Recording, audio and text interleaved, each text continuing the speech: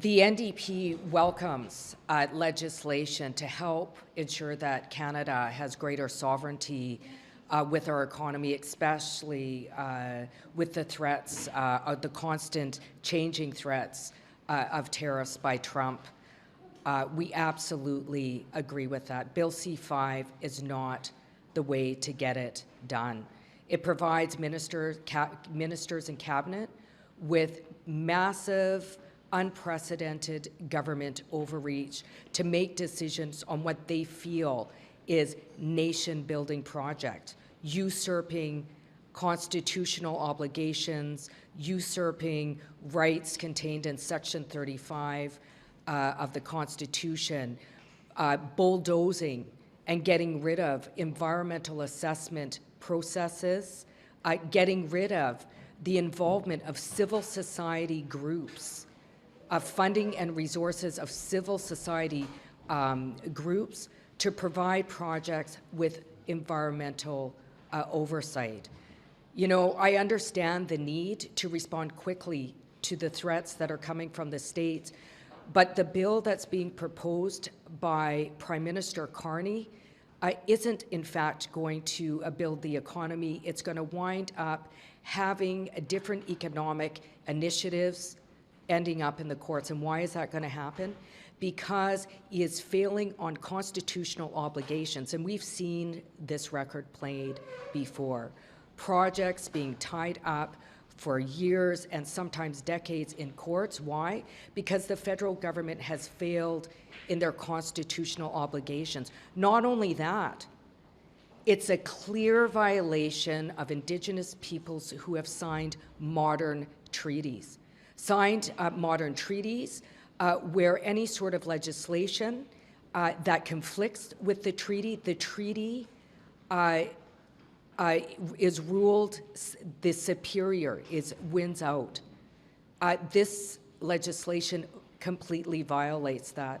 So if the plan is to build our economy, if the plan is to build jobs, to deal with growing rates of unemployment that are persisting across the country, this bill does not support workers. It does not support workers in terms of creating new jobs, good union-paying jobs with benefits, but it also places the health and safety of workers at risk. So I'm calling on the Prime Minister to slow it down, to separate the bill into two sections. I understand, yeah, let's get rid of interprovincial trade barriers, but the second part of the bill has serious issues that require a study in committees. It requires feedback from civil society groups, from scientists, from constitutional experts, certainly. And I'm calling on the Prime Minister to slow it down, to not rush a bill that has this much consequence through in 5 days. It's irresponsible, and it's going to back things up. We are in a crisis, and this bill is going to make it worse. Thank you. And now I'll give the mic to Alexandre Boulerice, my colleague. Merci, Léa. Bonjour tout le monde. Évidemment, au NPD, on est d'accord pour qu'il y ait des projets, de développement qui vont créer des bons emplois syndiqués, qui vont donner des bons salaires, des bonnes conditions de travail aux gens. Et il y a beaucoup de choses qu'on peut faire et qu'on doit faire. Il y a un paquet de projets d'intérêt national qui peuvent et qui doivent, je pense, aller de l'avant. On pense au TGV dans le corridor Québec-Windsor. On peut penser à du logement que les gens sont capables de se payer. Ça peut être un chantier national, ça, du logement. Le développement d'énergie renouvelable, les éoliennes, avoir aussi des panneaux d'énergie solaire également. Ce sont des projets d'intérêt national qui vont bâtir notre économie puis bâtir notre autonomie face à l'économie américaine puis les menaces de la guerre tarifaire. Mais on ne fait pas ça n'importe comment. Là, en ce moment, on a un projet de loi C-5 qui vient de donner des pouvoirs extraordinaires à un ministre qui va faire en sorte qu'une fois qu'un projet, sur des critères absolument flous et pas clairs, va être mis sur la liste des projets d'intérêt national, il n'y a plus moyen de l'empêcher, il n'y a plus moyen de l'arrêter, il n'y a plus moyen de retourner en arrière si c'est un mauvais projet. Alors, ce que ça fait, c'est que ça néglige les droits des Premières Nations, avec l'obligation constitutionnelle du gouvernement fédéral, ça ne respecte pas la Constitution, ça ne respecte pas surtout la possibilité d'écouter les citoyens et les citoyennes. Est-ce que la biodiversité va être vraiment protégée? Est-ce que la santé et sécurité des citoyens va être vraiment protégée? Est-ce que ça ne va pas causer des problèmes qu'on a déjà vus dans le passé avec des produits chimiques, de la pollution? Est-ce que ça va respecter les critères de l'accord de Paris sur les émissions de gaz à effet de serre? Ce n'est pas du tout clair. Mais une chose qui nous a été dit et redit, c'est qu'une fois que le projet est sur la liste, ce n'est pas si le projet va se faire, c'est comment le projet va se faire. Et c'est là où c'est très dangereux pour les municipalités, pour les citoyens. Les groupes environnementalistes sont aux abois. Ils se disent comment on va faire pour être capable de moduler ça puis d'empêcher des catastrophes de se produire. Alors là, ce qu'on voit, c'est un projet de loi, surtout la deuxième partie, qui est pratiquement le rêve de Stephen Harper puis Pierre Poilievre se réaliser par Mark Carney, qui avait dit « Moi, je ne suis pas conservateur, votez pour moi ». Mais c'est exactement ça qu'ils voulaient faire aussi, M. Harper puis M. Poilievre, pendant la campagne électorale. Nous, on est très inquiets de ça. Et on est tellement inquiets que là, la super motion qui a été présentée ce matin, pour adopter ce projet de loi-là en 5 jours, pour nous autres, au NPD, c'est une tentative de coup de force. C'est nous rentrer dans la gorge un projet de loi qui est extrêmement inquiétant, où on devrait d'autant plus prendre le temps d'écouter les scientifiques, les experts, les Premières Nations, les maires et les mairesses, les groupes environnementaux, pour savoir ce qui doit être changé dans ce projet de loi-là, parce que ça va avoir des conséquences pour les décennies à venir.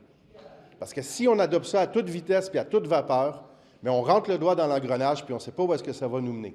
Alors, oui, on veut des projets, on veut des bons emplois, mais on ne fait pas ça n'importe comment. Parce que là, actuellement, ce projet de loi-là, ça ne va pas créer des bons emplois.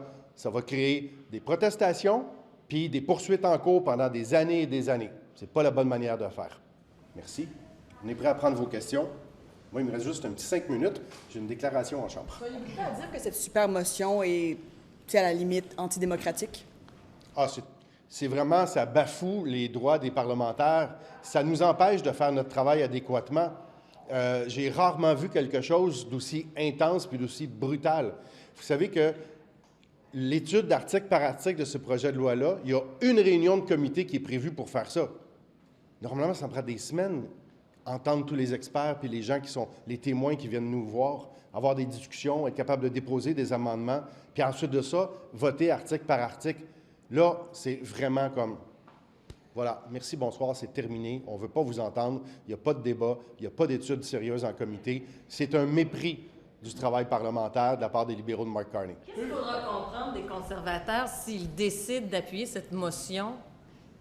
Si les conservateurs appuient cette motion, ça veut dire qu'ils rentrent dans le jeu des libéraux de Mark Carney de mépriser le travail des institutions puis du Parlement canadien. Je comprends que peut-être que pour eux, ils aiment l'objectif du projet de loi, mais qu'ils refusent de prendre le temps de l'étudier convenablement, ça va en dire long sur eux. Pouvez-vous demander ce que vous pensez du passage de M. Leah d'Hydro-Québec qui revient au gouvernement comme bras droit de Mark Carney? Est-ce que c'est une bonne nouvelle pour vous? Je connais peu M. Sebia. J'ai écouté les nouvelles comme vous hier. Je ne sais pas qu'est-ce que ça va donner. Je sais une chose, par contre, c'est que M. Sebia, à la tête d'Hydro-Québec, a ouvert la porte à la privatisation. Donc, moi, je m'inquiète pour la fonction publique fédérale avec quelqu'un d'aussi conservateur qui s'en va travailler dans le bureau de Mark Carney. Does that motion only need a simple majority vote, or is it unanimous consent? Oh, for the super motion? Yeah. It's a simple majority vote. Just especially in the context of the fires raging across the country right now, is there even realistically enough time to do proper Indigenous consultation for this legislation? Well, I mean, that's exactly what's happened. First of all, he's already violated rights of modern treaty rights holders, modern land claims, folks that have signed modern land claims agreements by not consulting with them, even in the development of the bill.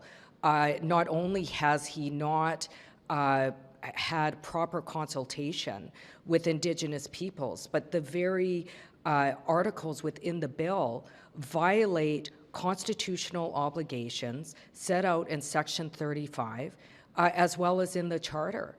This is appalling. This is appalling, particularly at a time when we're seeing a growing climate crisis and extreme weather events, that he is not only violating his constitutional obligations, but he's also watering down environmental assessments.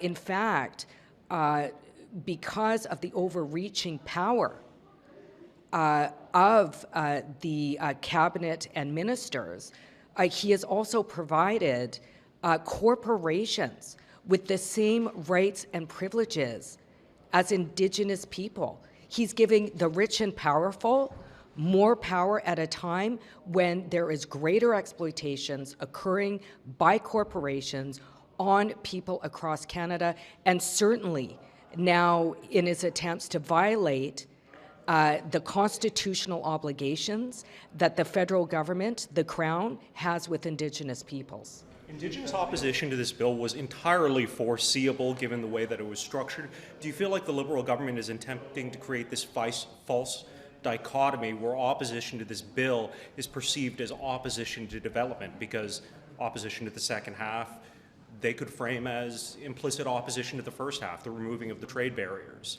Well, I mean, absolutely. But I mean, the opposition, in my opinion, hasn't even begun to grow yet. I know that the AFN is meeting on Monday in regards to, where nations across Canada stand in response to Bill C-5.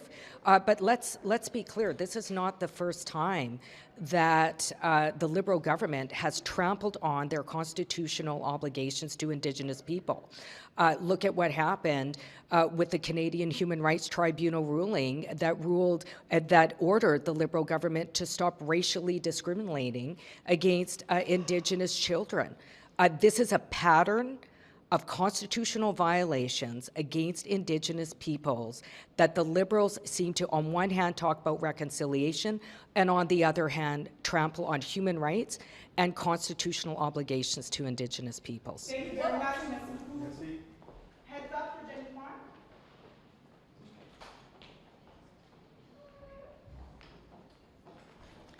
Hi there. I'm here to comment today about the revelation that our former leader, NDP leader Jagmeet Singh, had been under surveillance and had been receiving protective security for threats for his life. As it has been indicated by the whole commission, foreign interference is real, transnational repression is real, and people from the diaspora community are being threatened, their lives are being threatened. And in fact, what we do know is that Mr. Niger was murdered and assassinated. There is credible evidence from the RCMP that these threats are tied to the Indian government, to Prime Minister Modi and his office. And it is so shocking to me that the Canadian government, Prime Minister Carney, would actually invite Modi to come to Canada for the G7 summit. This in the face of the fact that foreign interference, transnational repression, threats to Canadians is not some distant thing that's happening somewhere else. It's happening right here on Canadian soil. And, this is not just about diplomacy. It is about protecting Canada's sovereignty. It is about protecting Canadians and their safety. This is reaffirming what many people from the Sikh community has feared and have known to be real, that they are being targeted, these threats are real, and the Canadian government must act. And I'm re-initiating the call for Prime Minister Carney to disinvite Modi to come to Canada for the G7 summit. As someone who's been a target of foreign interference yourself, does this worry you at all that the Modi invitation could invite other bad actors to continue their own interference operations, seeing like we can do these things, but also have a working relationship with Canada on things like trade or other economic goals? It is deeply concerning because you're sending all the wrong message to say that this is happening right under your nose and the government is just kind of saying, oh, well, it's okay because our economy and our economic interest is more important. The Liberal government, Prime Minister Mark Carney, needs to recognize the threats to Canada's sovereignty. There are many fronts to it. One, of course, is economic with the threats from Trump, but the other is foreign interference. Foreign interference actors, if we do nothing, if we invite the Prime Minister and our government that our CMP has credible evidence to link them to the threats and to the assassination of a Canadian, of the threats to our former leader in that way, and we still will invite them and roll out the red carpet for them to come to Canada. We are sending a clear message that foreign interference is not a concern for the Canadian government. We're sending a clear message to those who are under threat, who fear these threats, that they don't matter. And that is not okay. Does your party believe that Jagmeet Singh is currently under active threat, and is that why his police protection should be restored? Well, the fact is that we received this information, it's now become public, and I think it is really important to ensure that all Canadians are provided the protection that they need. It's not up to me to decide whether or not his protection should be restored, but that certainly is a question that should be considered, and certainly should be a dialogue with Jagmeet and his family about this. And equally important is this point. It's not just elected officials who might come under threat. I myself have experienced and continue will be an evergreen target for the Chinese government. But it's not just elected officials. Everyday Canadians are under threat as well, and they also deserve protection. And so where is the Liberal government on this file? Since Mark Carney has become the Prime Minister of Canada, where is he on this file? Has he actually undertaken the confidential and security briefings from CSIS and other law enforcement agencies? Is he aware that this is actually happening right now on Canadian soil? If so, why is he extending that invite to Modi, who is a direct threat to Canadians? And if he hasn't undertaken those briefings, why not? And it is shocking to me, and to this day, we still yet have we're still waiting for the government to enact the Foreign Agent Registry. What is the delay? What are we waiting for? We went through an entire inquiry with that work, and that's all said and done. The inquiry is done, recommendations are sitting there, and the government says, oh, well, great. And then nothing happens. Wow. Mark Carney has said this is how diplomacy works. You need to get these people at the table so you can talk through these issues and move forward. This morning, one of the Sikh representatives said that the Prime Minister was perhaps being naive. Do you think he's being naive, or does he know what he's doing here? Well, is the Prime Minister then saying that you can't actually sit down and engage in discussions with other foreign countries without inviting them and rolling the red carpet out for them to come to Canada, right at a time we're on the cusp of the second anniversary of the murder of Mr. Naija. And so far, the Indian government has refused to cooperate, refused to collaborate in any way with the investigation. And so I don't know what the Prime Minister is trying to achieve, but one thing that he needs to achieve is to say to Canadians and to demonstrate to Canadians that foreign interference is serious, that he is taking it seriously, and transnational repression is something that we will not tolerate, that we will be there to protect Canadians, and that we will send that message to all the foreign interference actors.